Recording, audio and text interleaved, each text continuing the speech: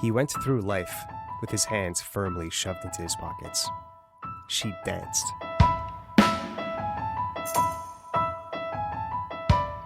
You're listening to AMI Audiobook Review. I'm Jacob Shymansky. Ramya Amuthan isn't with us today, unfortunately, but she will be a little later on.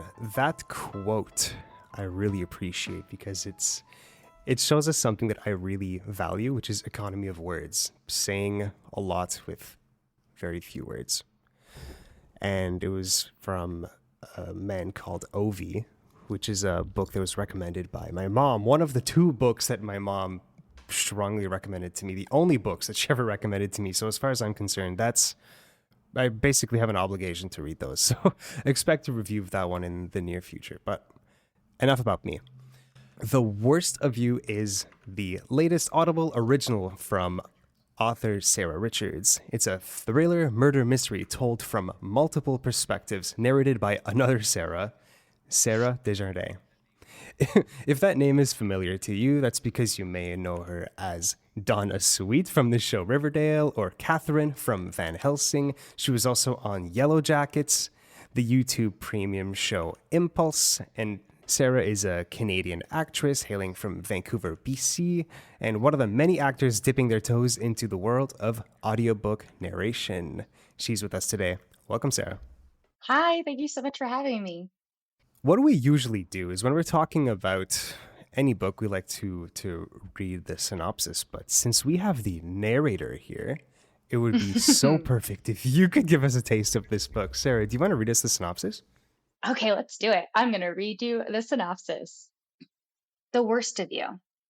Just wed architects Timo and Nia flee a murder scene, setting in motion a chain reaction of lies and betrayals that threaten to unravel everything they have built together. Twisted and propulsive, this thriller is told from the alternating perspectives of the couple and those close to them on Willowa Island, each with their own motive to use the outcome of the murder case to their advantage. When a huge storm sweeps up the coast, trapping everyone on tiny Willowa Island, it's a race against time and the elements to stop the murderer from striking again. That is easily the best synopsis we've had on this show so far. Let's play a quick sample of the first chapter to give everyone a better idea of the tone. The quiet of the night and his solitude spawned an endless stream of intrusive thoughts. His lawyer says that his court date is coming any day now, and he can't think of anything else. He has no idea what will happen at the arraignment, and his lawyer hasn't yet set up a meeting to discuss expectations. Arraign. What is the origin of the word? It echoed in his head all night long. It sounds like rain, pounding on his head, or reign as in the rule of a monarch. He imagines a throne and a crown and a pointed finger. Banishment to the dungeon. We have lots of audiobook narrators on this show, and almost all of them, without fault, have an acting background. So I think there's naturally a transition from actor to audiobook narration. But this is interesting because this book, The Worst of You by Sarah Richards, is your very first audiobook. Is that right? Yes, it is. Brilliant. So what is it that brought you to audiobook narration? Well, honestly, it's something I've always been very interested in. And growing up, I don't know, this feels like an interesting thing to share, but growing up, people always told me I had an interesting voice.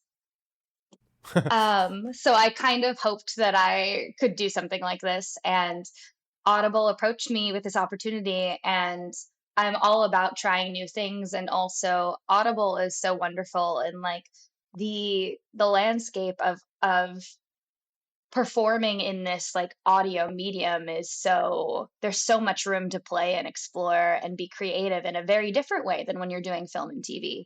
And I was just really excited that idea also. It's such as I read to you in my synopsis, it's such a twisty murder mystery with so many different aspects going on. There's also the opportunity to play so many different characters within the performance. As I mentioned, this is told in many different perspectives. Um, all of these Hmm. things, this jumble of words, all of these things were very exciting to me.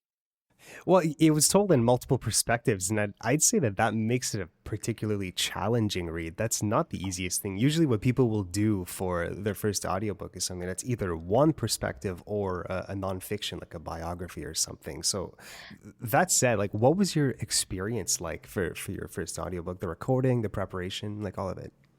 Thank you. Thank you for noticing that. I appreciate it. So yes, the book came to me. I was so excited to do it. And then also realizing how many different characters I was going to be able to play. It was both very exciting to me and also daunting. I worked with Aaron Mooney, who is the director of this performance, who is so incredible and a very seasoned audiobook narrator themselves. Mm. And she helped me craft all these characters. And it's also such an interesting experience to learn about, also just even taking care of my voice. And you're essentially speaking in monologue for like 5 hours a day, which was really fun to like step into that. It like made me think back to like when I did theater when I was younger. But yeah, it was so special to me. Aaron and our audio engineer Brooklyn as well were just they're such beautiful people, and they're friends to this day. And I just feel like this job came to me for so many different reasons. But I'm a big everything happens for a reason person. And I Mm. just got so many wonderful things out of this job. And I think also as a person, I am not proud to admit this, but I can be a bit of a Oh. perfectionist. Mm. And I lean towards, I can be a bit rigid, and having the opportunity to explore doing an audiobook with Audible and explore all these different aspects of myself within these characters, it like really helped me to play and explore. And I learned a lot about myself doing this performance. In terms of like the preparation it takes to do an acting role on a film set and a narration role in an audio booth, like, can you speak to some of the differences in between the two preparations you would have to do? Like, what was it like preparing for an audiobook for once? For sure. Yeah, I would say a big difference is I'm not very, as a human being, I'm not very classically trained. And I definitely learned about like the hard work within an audiobook, and again voicing all these different characters. And like clearly, an audio medium versus film TV, you're even more so using your voice as the tool.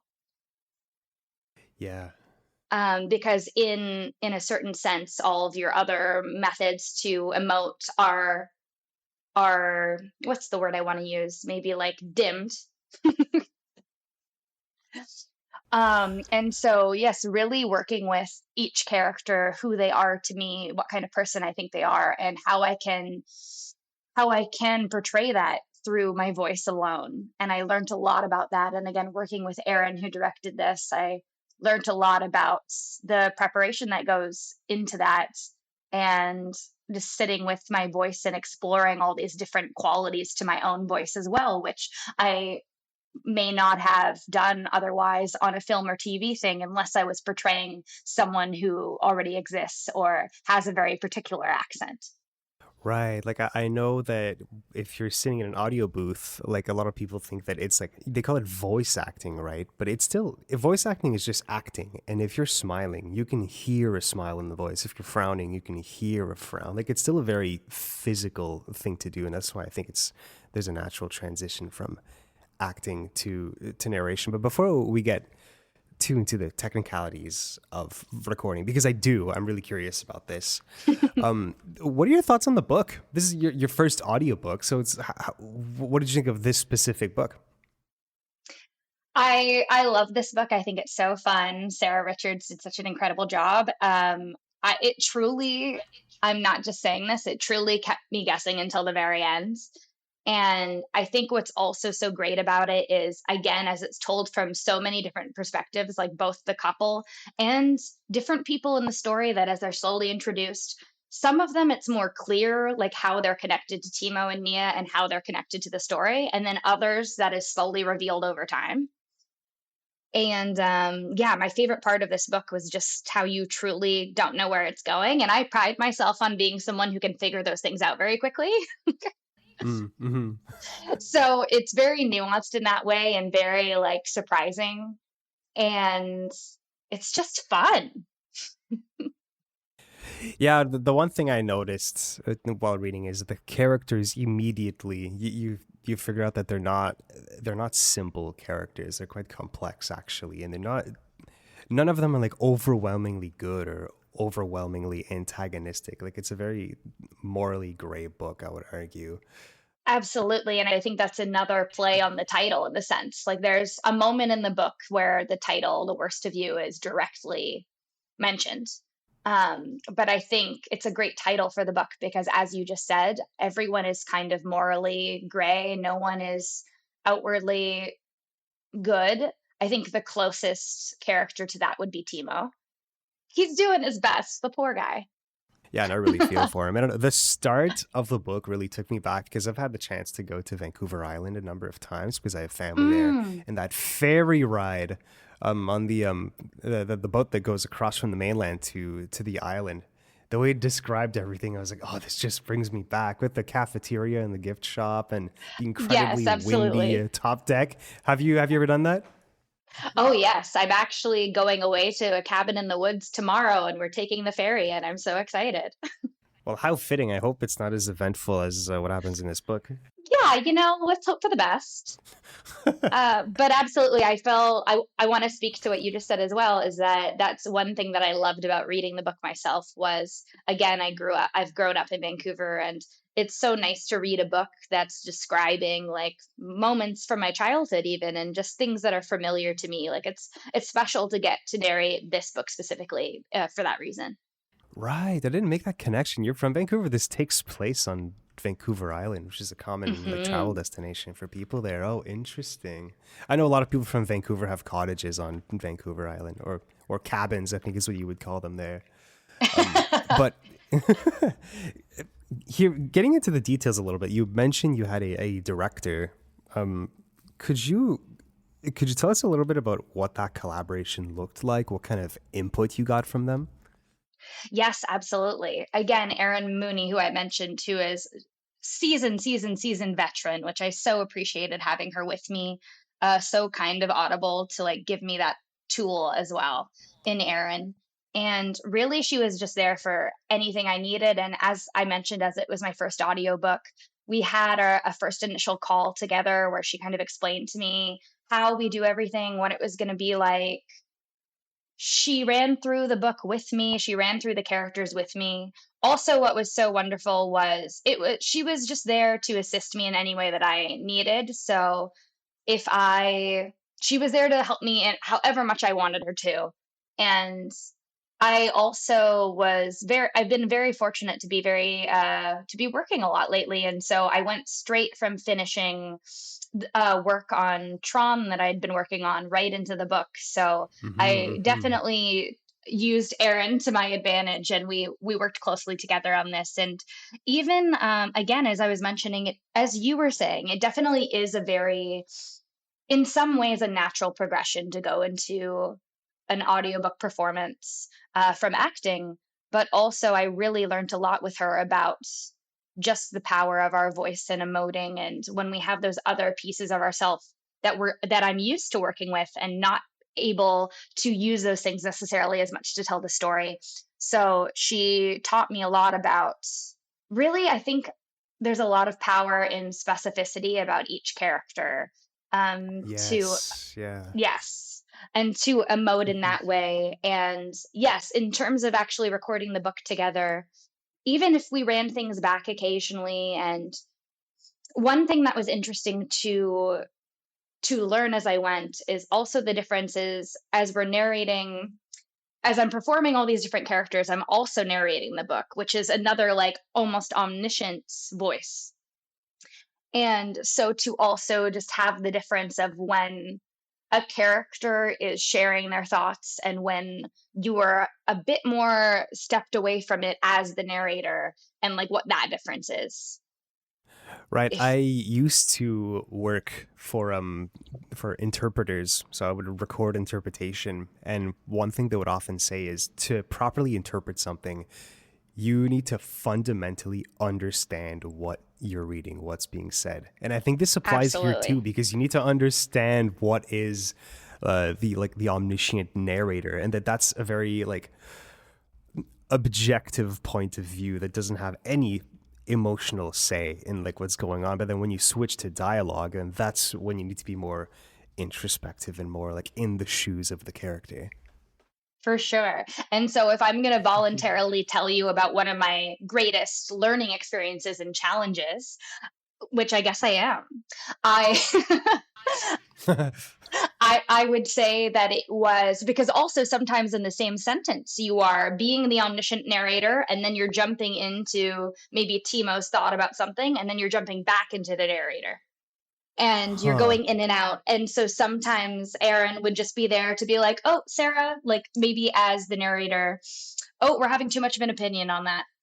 Like, remember that you're the omniscient. Like, that sounded like Timo's opinion on this thing when you're the narrator in this moment, like things like that. And in terms of adding separation between the many different characters that you had the voice here, like what tools did you use to distinguish all the different characters? Like how did you separate your different voices? Well, really, in a more without the actual maybe differences in speaking, but to start with, again, just being really specific about personality traits and how they carry themselves out in the world. It was very cool to me to learn that it was even more accessible to me than I thought it would be. That if you just have all of those specific choices in your mind, that's almost enough to portray like through your voice as long as you're thinking about all those things. I remember when Aaron was explaining that to me, I had doubts. I was like, I don't know if it's going to be that obvious of a difference, and I was surprised that it definitely was. But also just like, of course, like I'm playing I'm playing Nia's dad at one point, who's like an English like 60-year-old man. I don't know if it's clear to you, but I don't necessarily sound like that. No, you don't. But Aaron was teaching me about a lot of different parts of my voice and like sitting into my chest. And also thankfully too, when you have an accent that you're also adding to the character, that clearly helps differentiate a lot. But like for example, with Nia was probably the closest to my own voice, but maybe sat a bit higher in my register. And then Stella, who is one of the cops on the case in the story, she's a mother, and I really added like warmer tones to my voice, and I would focus on my sentences like being a bit more smooth and sing-songy. There's like little things you can do to shift things. And little things is all you need, because listeners are really good at picking up on the subtleties of accents and different voices. Like you don't need to change your voice from like something a baritone to like a high soprano. Like it doesn't need to be that distinctive. Absolutely. And again, I think just because this was my first experience, Aaron was explaining all this to me. And again, as a human being, I can be quite hard on myself. So I was just thinking about, oh, I don't know, is it going to be different enough? Because of course, the like little girl in me and like how I grew up, I'm like, oh, I want to do a good job. Who doesn't?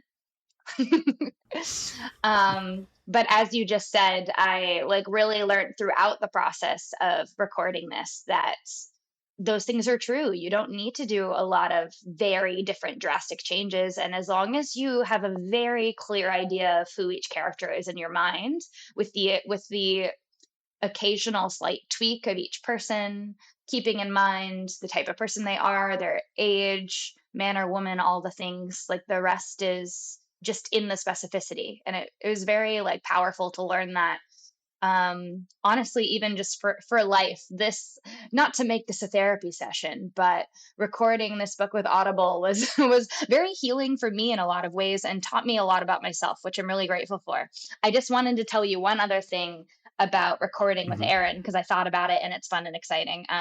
Another thing that she really helped me shape and craft was, as we get deeper and deeper into the book, we've got a lot of reveals, we've got a lot of suspense, and we've got some action in there. And it was very fun to learn and craft with Erin, like how to build those moments just through narration and through my voice. Because again, there's all this action going on, and I'm used to film TV where I'm like physically doing those things. Interesting. So how would you go about adding weight to those reveals? What Um, can you do to make those reveals more impactful? yes, well, what I'm thinking about in terms of like an action moment, for example, no spoilers, um, but really adding, even like changing the pace as things are happening. Like something might build slowly, then something is revealed, and then it's like bang, bang, bang, and then it slows down again, or things like that, if that even makes sense. Yeah, I'll also add there's also like a question of editing as well. Like after a big reveal, you'll do like a longer than normal pause just to Yes, let the audience digest a little bit. exactly. I always wonder, this is going to be a weird question.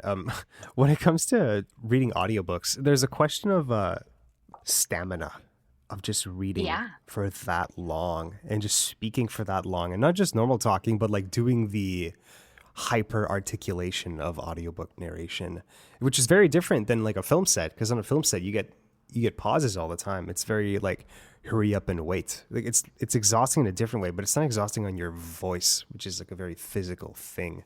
Did you struggle with that at all, seeing as this was your first audiobook? I wouldn't go as far as to say I struggled, which I would happily admit to you. but but I would say that Erin, when we started the book, Erin brought like a humidifier for me that she was like, you can take this home and use it throughout when we're working together and like go home at night.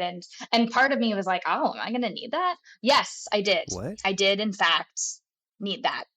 A humidifier for what? Oh, to just like rest your vocal cords and heal things. It like connects to Like your just in your room? face. No, it Oh my connects god, to your like a face. mask. Yes. And I was like, oh, Wow. I Oh don't my think, god. and also just again, as I mentioned, it's similar to like speaking in monologue for 4 or 5 hours. And I'm a very hydrated human being to begin with. And it was just like no amount of water would ever be enough. Oh So my god. it was also funny that just how many bathroom breaks needed to take place, and yet I'm still feeling dehydrated because it's also like you're hydrating yourself from the inside out. So it's almost as though it couldn't even reach my vocal cords fast enough. You didn't actually do 5 hour sessions, did you? That seems very I long. I believe we did 4. 4 hour sessions. Yes, with a Oh, okay, lunch okay, break. okay. Don't And worry, they're not working me to the with a bone. lunch, Nobody okay. fear. Okay, good. So I've heard in the past that for an audiobook, it's about a 4-to-1 ratio in terms of work. Yes, exactly, Like, exactly. is that your experience here? Yes, that was my experience here. Nobody fear. I very all the correct practices took place. What was the most challenging part of this project? I think the most challenging part for me of this project was all the different I wish I had counted them up right before this interview. I want to say I played like at mm, even with minor ones, maybe like 10 or 11 different characters. And I think, ooh, you know what? I'm gonna get philosophical on you. I think, I think the most challenging part of the project for me was trusting myself and trusting the process and trusting that everything would be differentiated enough because just in terms of scope of characters versus narration, and also the time span of like how quickly we're doing everything, just trusting that it would all come together and be differentiated enough between all the characters. It was all about, and when I say all of that, I mean it was all just like trusting my own capabilities, because it may seem counterintuitive because I've been acting and so fortunate enough to be working consistently since I was a young teenager. But we all have our moments of self-doubt, and I think when you're trying something new for the first time, or at least when I'm trying something new for the first time, how I'm really trying to grow as a person is like being okay with not being immediately incredible at it. As a perfectionist, was it difficult Yes. to listen to the audiobook after the fact? Well, I think the fact that I haven't fully listened to it answers that question. Oh, I see how it is. Well, it's an awesome audiobook. You do not need to worry. I'm sure it's going to do very well. Thank you. I so appreciate it. I'm assuming you're involved in actor circles. I'm curious to know what their take is on audiobooks in general. Like, do you discuss audiobooks? Do you talk about it like an additional source of income, like a side gig? Like, what's your feel on actors' take on audiobooks? Well, I would say something that's kind of cool is in my immediate circles, I'm one of the first people in like my immediate circles who's gotten the opportunity to do it.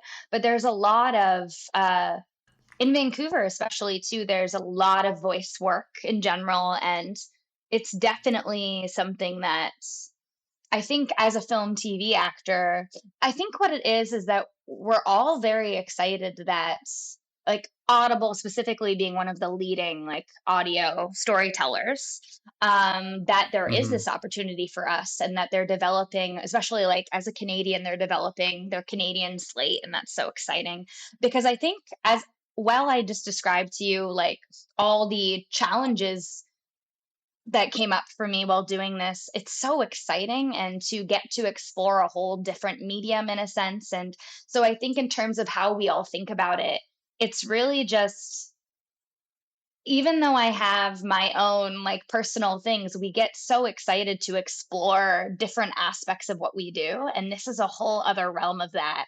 And again, in a way, like while it takes away certain ways we're used to expressing ourselves in performance, it also allows us to delve deeper into our voice and like that as a tool. And even just like the different audio capabilities like in telling a story, there's so much that you can add to a story just in the audio realm because you're not limited by what you're seeing, if that makes sense. No, it's kind of like it's doing more with less. If you're getting rid of that Yes, visual element, it frees you up to do more with what you have in audio. absolutely. So I would say to answer the question further, I think everyone in my like film TV acting circle is like very excited that this is even an opportunity for us, and I know that I'm so grateful that Audible gave me that opportunity. Right, and the audiobook industry has been like growing pretty consistently for the past 10 years, and just recently Spotify has been making a ton of investments in the field as well. So expect like Spotify originals to become a thing very soon. Um Yes. but like about audiobooks as a storytelling medium, like it's interesting that you bring up it explores like new ways of telling stories. Can you like dig a little deeper on that, and like what is it that audiobooks can do that a TV show or a film can't? Well, I think what I'm thinking about too is audio storytelling is so special and unique because it is right in between like film, TV, and reading a book. And what is so great about an audio story is that there are so many of your senses that you can access in terms of what we're hearing, the voices, and we still get to make up the other half ourselves. So we can imagine what those characters look like to Mm. us. I think, in a way, what is so great about it is it can be more specific to you and your own experience than if you're watching film and TV, because you decide what everybody looks like. Yes, things are described in terms of there are certain things described, but your imagination gets to make up the rest. And in that way, every single person who listens to each audio experience, it's going to be different to every single person is going to experience it differently in a way that is more individual to each person than watching a film or TV show, because everyone is seeing the same thing. Whereas listening to an audio story, we get to make up so much of that ourselves, and it's very specific to each person. And it's funny because we've had debates on this show about the difference in experience between print books and audiobooks. And one thing people often say is that print books are more individualistic because you can imagine what the characters sound like as well, and also what they look like and move like. But I would argue that I don't think we're all very good readers, and that when you Yes. have a narrator, and a narrator that has the backing of a good director, they can interpret the book better than you could in an audiobook and put emphasis where the emphasis needs to be. And I think that that's the beautiful thing of audiobooks. But you do bring up a really good point about filling in the blanks visually, which is just, it's one of the most engaging parts of audiobooks for me. Absolutely. That's why I love them so much. And podcasts too. I remember listening to Homecoming for the first time. It's I'm just thinking about it now. I was just so Hmm. blown away by it, and so what's the word I'm looking for? Like, I don't know, and captured by it. But again, when I think about it now, it's like it's also because it's, to your point, I think it's with a good narrator, with good performances, it takes a lot of the workload away from you. And then also, in a sense, I think it leaves the listener more open and relaxed in a way that allows them to, again, fill in the blanks in a more, what's the word? Not creative, but you kind of know what I'm saying, like in a more creative way. Yeah, in a way that lets you do it. Well, we used the word individualistic earlier, and I think that that's exactly it. You can do it the way you want it. You can personalize it to what you want. Yeah. It plays out in your head. It's like theater of the mind in a way. Yes, and I just think that's so, oh my God. I wish I could think of a, I can't be, it makes me so excited. I like can't be articulate about it. Well, all that said, if you're gonna do another audiobook after this, what would you do differently, or how would you approach it? What would I do differently and how would I approach it? I think that I'm so grateful to have learned like just how much work and preparation it does take to deliver the crafted performance really well. And I would definitely like make sure I have even more time to prepare, because again, as I mentioned, I went straight from Tron into The Worst of You. Um, Right. and I'm so grateful to have had Aaron Mooney to help me craft everything as we went in together. And it was such a beautiful experience. But I think just having even more time on the front end, just so I can make that experience as nuanced as possible for all the listeners, so that again, they can have their minds open and ready to interpret it however feels most personal to them. And I think you didn't ask this, but I'm shifting the question. I think Go something ahead. I would I think something I would love to do next is like a rom-com book. I would love to do like a more of a, I loved the experience of like suspense and mystery, and but I also think it would be so fun to get to do kind of a lighthearted where you really see like quirky personalities, and getting to portray that through an audible and audio medium would be so cool and fun. I was just about to ask you if you plan on doing more, and I think you answered that question for us. But Sarah, I want to thank you for making time for us today. Oh, thank you so much. I really enjoyed talking to you guys. And like, yes, I absolutely like, if I will be had, I will would love to. I've got the bug. I would love to continue doing audiobooks. Awesome, good to know. We're going to be looking out for them. Thank you so much. Sarah Desjardins is a Canadian actress and the narrator of the latest Audible original, The Worst of You by Sarah Richards. After the break, we're going to be talking about how Spotify is getting into the audiobook game, but are they offering good value We'll be back with that. You're listening to AMI Audiobook Review.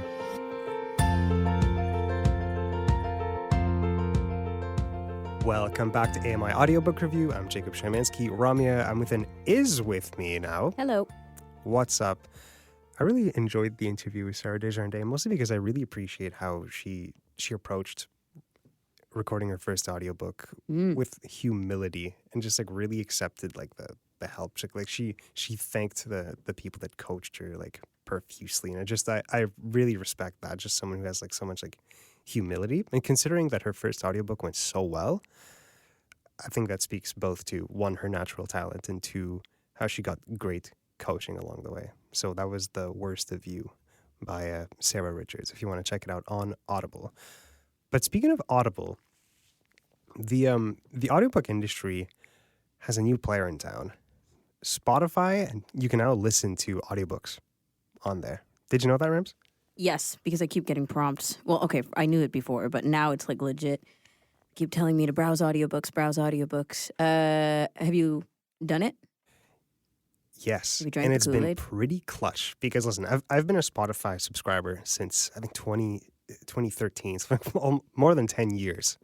So if you get 15 free hours of listening, which is what you get, to their entire catalog per month, to me, that's basically like I just got a free audiobook per month because like nothing changed for me, and now I have a free audiobook. That's amazing.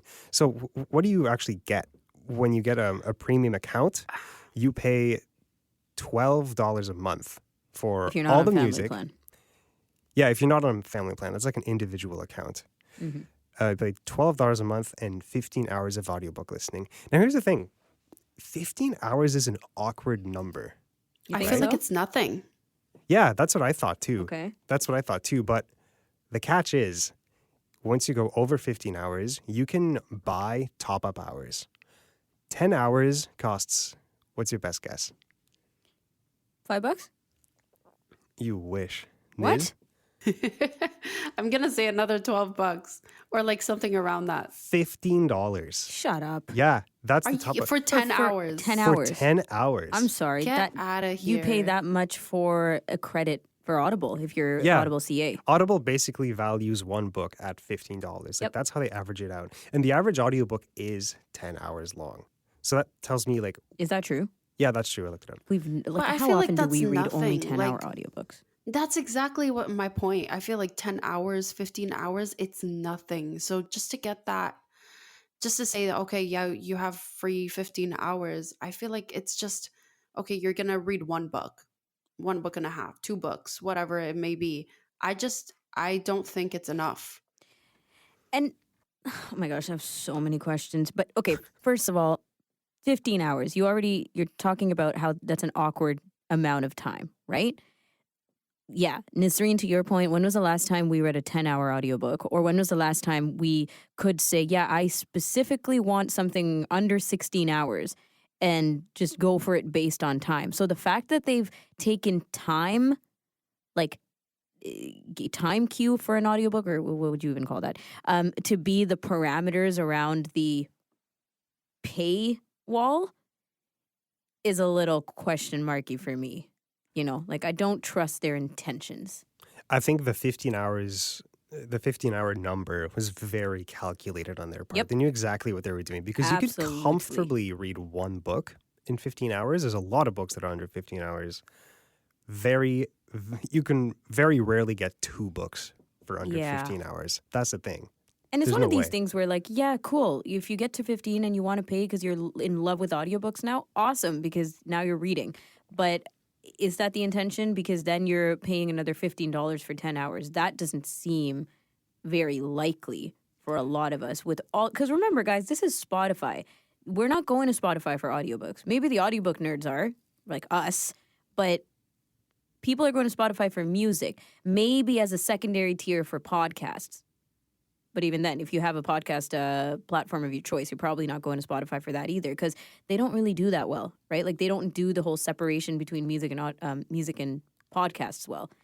You don't find so? No, absolutely not. I find their feeds a bit awkward to navigate through. Can I say, like, just as a pitch, I would love to have 2 separate players on Spotify so that I can keep things separated.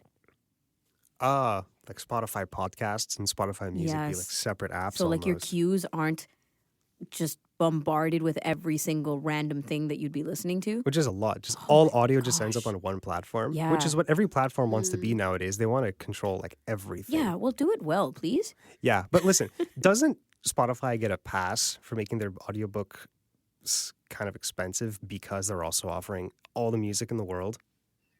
No. No. Right? Because that's No. I disagree. No. They absolutely get a pass because when you're paying for premium, you're getting music and audiobooks. When you're paying for Audible, you're just getting audiobooks. Yeah, but Audible is doing audiobooks and giving you all kinds of original content that's just included in your libraries. Original content and their gigantic free library. I think they call it their Plus catalog. Yeah, Audible Plus catalog or something where, and every month there's more than one thing to look forward to. Like I'm talking, they're huge promoted content, right? Like that's just included in your membership. So if you're paying for audible.ca for $15, you get all that. I don't think Spotify gets a pass. But they're not offering music. So you're not going to Spotify for your audiobooks You could for some audiobooks. for 15 hours. Yeah. I appreciate it. And I do agree with your first statement that it's a bonus, right? It's something that you get just looped into your thing now. It just could be a bigger bonus. That's all I'm saying. Yep. So as a side-by-side comparison, Spotify at its cheapest costs $12 a month, and then Audible at its cheapest costs $15 a month. Spotify, you only get 15 hours of audiobooks through that, and Audible gives you 1 credit a month, so that could be a book of any length, and you own it. That's a big difference. You actually get to keep it if that means something to you, whereas in Spotify, you're just streaming it.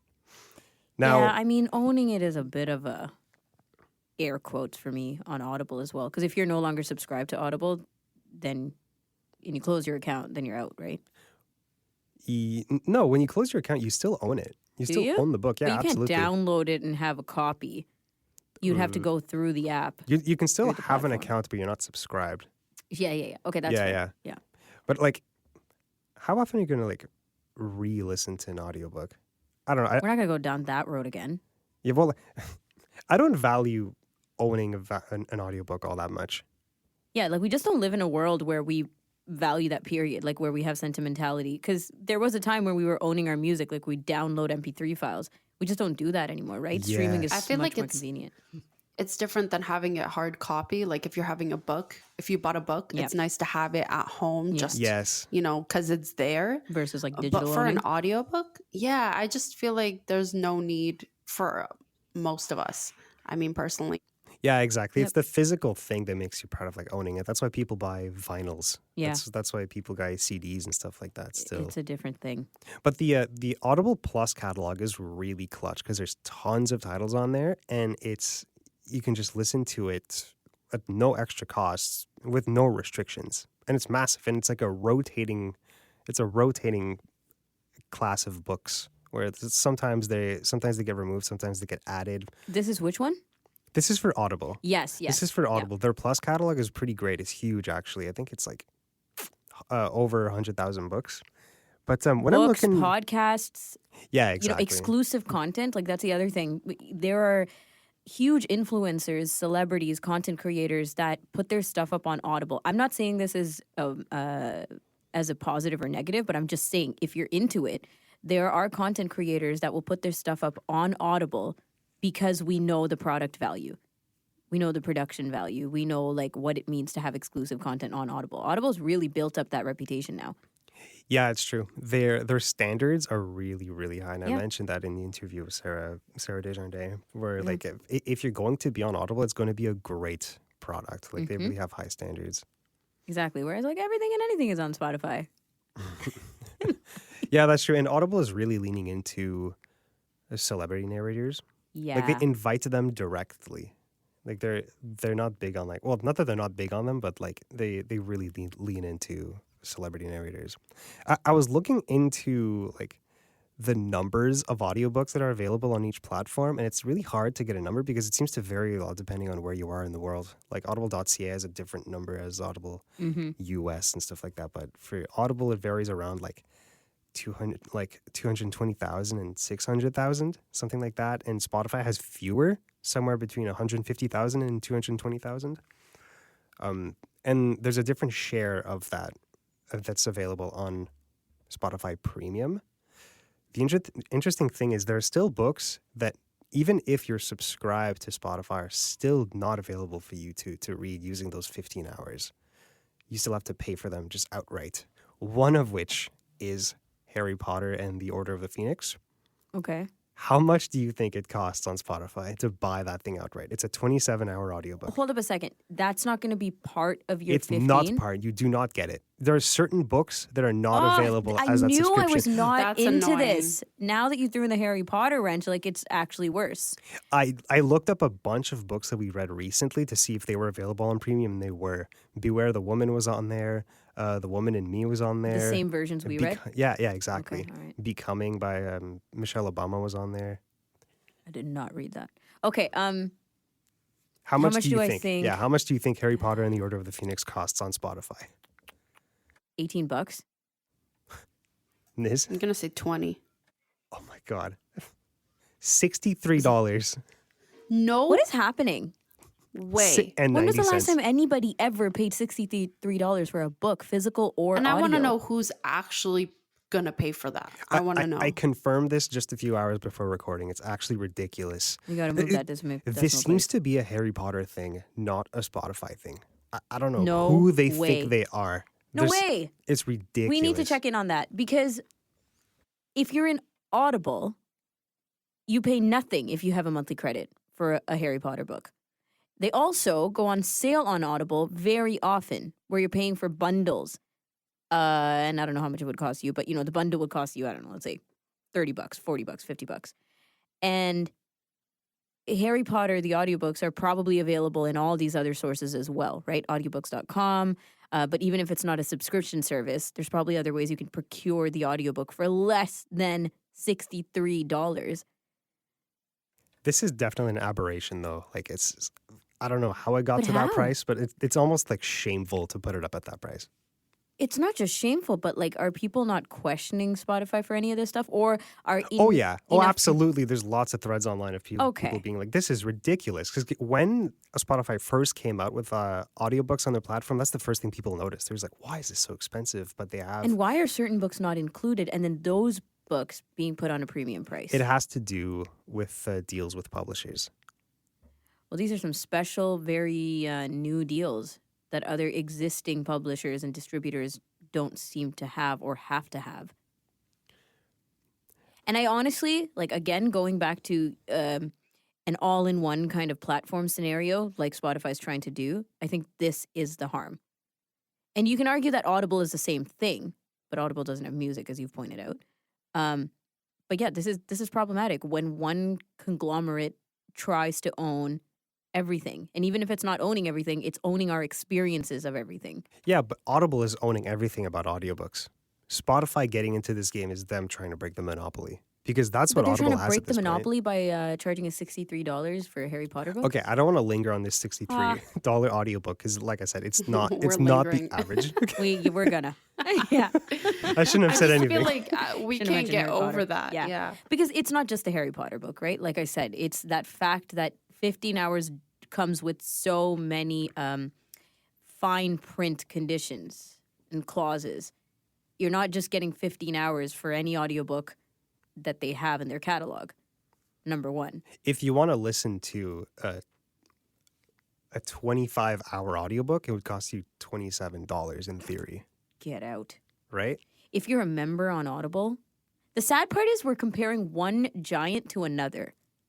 Right? Like all our arguments Yeah. are between Audible and Spotify. And I wish we could, mention something that isn't so big. But anyways, in Audible, you're a member, you get a credit and whatever book you want for that credit, and then you get discounts just from being a member if you wanted to purchase an audiobook outside that credit. And that audiobook is not going to cost you more than $20. That second audiobook. Or even second credit. Yeah, and you know, when we're having these debates, like we obviously want audiobooks to be as accessible to us as possible, as cheap as possible, but I also want to recognize that these books have value, obviously, right? Like we Yeah. talk to all these people in the industry, and I'm not trying to nickel and dime them, you know, like they deserve our money because of the work that goes into this. But it depends who gets the money. Exactly. And then there's also the question of the cut, like when a publisher puts a book on Audible, they get a certain percentage. Yep. Right. It's like that for every distribution platform. Exactly. Also, like in sad news, yesterday we talked about it on KR, Kelly and Ramya, the Chatty Bookshelf with Ryan Huey, and Audiobook Sync, which was such a well-loved program, is ending as well. And that was a really nice way for people to get audiobooks for free and for the actual promotion of audiobook listening, not just because somebody was trying to make money out of it, but for like a deep, love and sharing of audiobook listening, just like our libraries do, right? And that's always an option too, is going to your local library through the Libby app, which I haven't done personally, but I know my dad uses it and a couple other people I know use it, and it can work. It's just kind of funky how you still have to wait for like a copy to appear. Yeah. Like they actually still it like is buy pretty like physical annoying. copies. It's very strange. It's a bit of a Yeah. relic of the past, eh? It is. I tried it, and there were so many titles that I wanted to look on into. wait list. Yeah. On a wait list. One said 6 months wait list, Yep. and I'm That's just how long I like, waited between like Harry what? Potter 3 and Harry Potter 4. 6 months. Wow. You could have Yeah, just it's a bit of a bought it on stretch. Spotify. No. Okay, let's talk about the Spotify thing. Their new feature of this 15-hour first free. Is that a way for them to lure more listeners? Because if so, they're doing a really bad job on, okay, 15 hours, you get this free. After that, No. It's every month you get 15 free hours of listening. They regardless. already have 227 million subscribers worldwide. And they For their all have music. access to this for their music. But now all those 227 million people have access to 15 Yeah. hours of audiobooks. You know what? This It's is a fair great point. for audiobooks. It's a fair point because you're, as you say, like, who is it targeting, Niz, right? Like, are we trying to lure in listeners? I think we could say this is excellent potential for people who don't do any audiobook listening at all. It is. It's great. Yeah, to get the promos. Because I'm telling you, every time I open this app, it's like 15 free hours of audiobook listening. Search our catalog. Come on in. Like, that's great. I love that kind of marketing if I was not listening to audiobooks at all and wasn't, well versed in the comparisons of what different platforms are offering us. Like my brother, who's just on Spotify, nothing else, and he's on Spotify all the time, has access to this. I'll add that their actual application is really good Yep. and accessible. Accessible, clean. Which it's very clean, whether on your PC, your phone, or whatever. Like it works really, really well. I find when you open up the Audible app, for some reason, it just chugs. I don't know what's going on in the Yeah, background. you but mentioned it it, always and I've takes a started while. to really notice. Right? It lags right off the top when It you lags. And Yeah. their website kind of sucks. I'm sorry. It's just all over the place. do better, Audible. You could. You're You taking could. our money. It's interesting to see where this is going to go. I have no doubt Spotify is going to keep at this. Maybe change their model a little bit. Yeah, hopefully they kind of calm down with the prices after hearing the feedback from the I don't think communities. they will. You don't think so? I think they have an opportunity think to and reason to.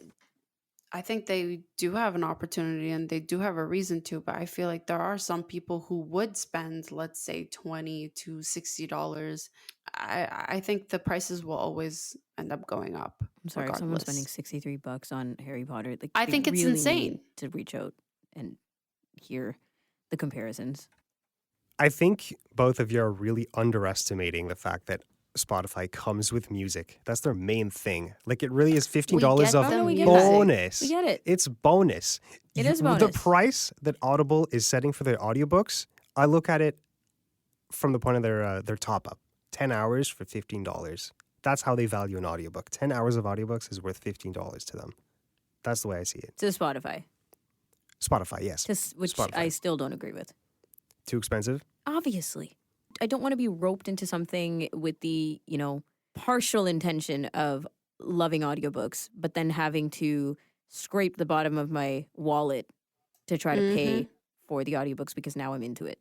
Yeah. Yeah. And this is talking even from a novice listener. That's fair. Yeah. That's fair. We're out of time, but this is a really good conversation. Next week, we're going to be talking to Anne Flosnick. She's one of my personal favorite audiobook narrators. She's a veteran of veterans with over 700 titles under her belt, and I think we're going to have a really insightful conversation with her. You can leave us feedback at 1-866-509-4545 or leave us an email at feedback@ami.ca. We want to hear from you. I'm Jacob Szymanski with Ramya Amuthan. Our technical producer is Nisreen Abdulmajid. Thanks for listening.